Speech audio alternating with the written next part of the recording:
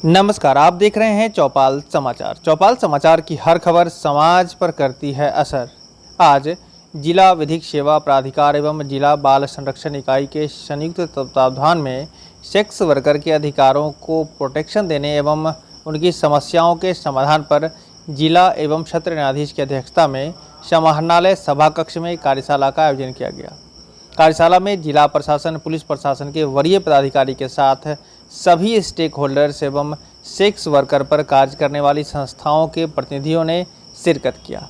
इस कार्यक्रम में जिला एवं सत्र न्यायाधीश ने बताया कि सर्वोच्च न्यायालय एवं बिहार राज्य विधिक सेवा प्राधिकार पटना के निर्देश एवं मार्गदर्शन में जिले के सेक्स वर्कर को उनके अधिकारों के प्रति जागरूक एवं संवेदीकरण विषय पर एक दिवसीय कार्यशाला का आयोजन किया गया है। उन्होंने कहा कि आज की कार्यशाला का मुख्य उद्देश्य पुलिस अधिकारियों एवं मीडिया कर्मियों को जागरूक करना है। आप देख रहे हैं चौपाल समाचार में वरीय संवाददाता अभिषेक आनंद की रिपोर्ट। आज यह कार्यशाला ऑनरेबल एपेक्स कोर्ट के द्वारा दिए गए एक जजमेंट के लाइट में की गई। इसका मेन मकसद था to sensitize the police personnels, the media persons, the other stakeholders of the society for insuring कि जो सेक्स वर्कर्स हैं उनके राइट्स को कैसे हम प्रोटेक्ट करें। इसका मकसद है टू अप्राइज देम कि उनके क्या कॉन्स्टिट्यूशनल राइट्स हैं। ऑनरेबल सुप्रीम कोर्ट ने अपने जजमेंट्स में बड़े इलॉबरेटली आर्टिकल 21 को डिस्क्राइब किया और ये कहा कि जैसे अदर सिटीजन्स ऑफ इंडिया को कॉन्स्टिट्यूशनल राइट है, वैसे ही सेक्स वर्कर्स को भी ये राइट है। जैसे अभी हमारे यहाँ ITP act mostly sex work से रिलेटेड है, उसमें जो सहमति से सेक्स व्यक्ति के द्वारा, एडल्ट्स के द्वारा किया जाता है, it is not an offence, बल्कि कुछ उसके अदर पैरामीटर्स हैं वो ऑफेंस में आते हैं कि कोई ब्रॉथल चला रहा है या कोई किसी को इंस्टिगेट करने के लिए करता है for the purpose of prostitution, then it is an offence. इन्हीं चीज़ों को अवेयर करना है। और एक और सबसे ज़रूरी है कि हमें अपने थॉट प्रोसेस को भी चेंज करना चाहिए। समाज को जागृत करने के लिए आज के कार्यशाला पर क्या कहना चाहेंगे? जैसे समाज के हर एक व्यक्ति की यह जिम्मेवारी होनी चाहिए। ऐसा नहीं है कि किसी इस कार्यशाला का मकसद ये कतई नहीं है कि किसी को पिन पॉइंट करें या किसी को एक्यूज़ करें। इसकी मंशा है कि हम लोग मिलजुल के इस बुराई से, इसमें फंसे हुए लोगों को कैसे बाहर निकालें।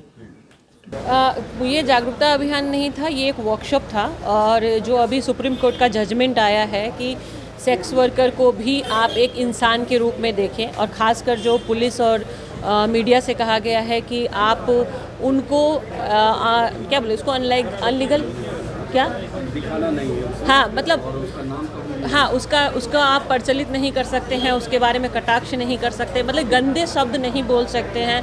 इवन अगर किसी देह व्यापार करने वाली जो अगर वो वयस्क है और अपनी इच्छा से इस प्रोफेशन को कर रही है, तो उसको आप ये नहीं कह सकते हैं, उसको आप गाली नहीं दे सकते हैं। उनके घर में प्राप्त अगर कंडोम है तो आप उसके बिना पे कोई क्रिमिनल केस नहीं कर सकते हैं, बल्कि उसको भी आम आदमी की तरह, आम औरत की तरह एक रिस्पेक्ट की नज़र से देखना है, उसको पब्लिकली नहीं करना। इसी बात को समझने के लिए और समझाने के लिए एक डिस्ट्रिक्ट लेवल पे पहली बार मुजफ्फरपुर में आयोजित हुई। बहुत अच्छा लगा कि उस व्यक्ति की बात पहली बार की जा रही है जो समाज का कभी हिस्सा नहीं रहा, बल्कि जो सबसे पहला सोच आता है कि ये धंधा गंदा, इसको बंद कर दिया जाए।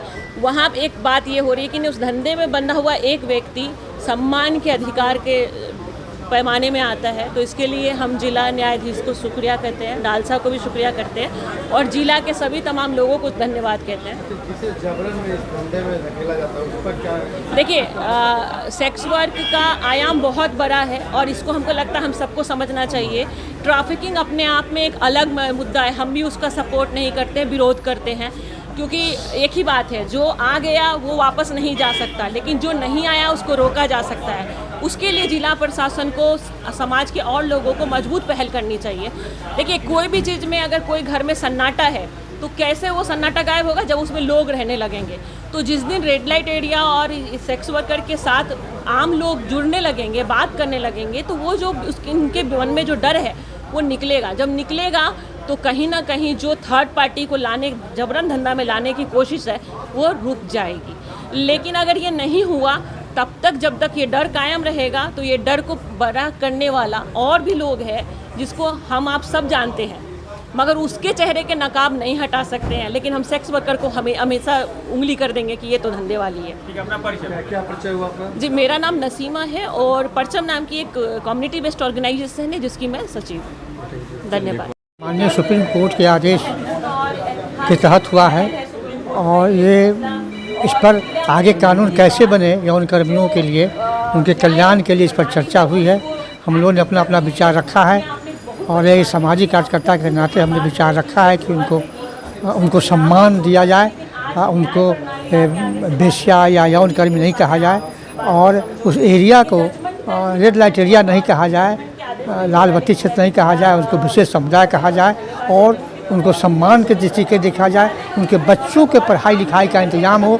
जब तक उनके बच्चे के पढ़ाई लिखाई का इंतजाम नहीं होता है, उनके लिए कुछ व्यवस्था रोटी रोजी का नहीं हो जाता है, तब तक दिल से जब तक इस काम को नहीं छोड़ना चाहती हैं, तब तक बहुत असंभव है इस काम को छोड़ना, इस काम से निकलना। इसलिए कानून के साथ साथ उनकी व्यवस्था, बच्चे की पढ़ाई लिखाई, उनको वैकल्पिक व्यवस्था, भोजन का, रोजगार का होना चाहिए।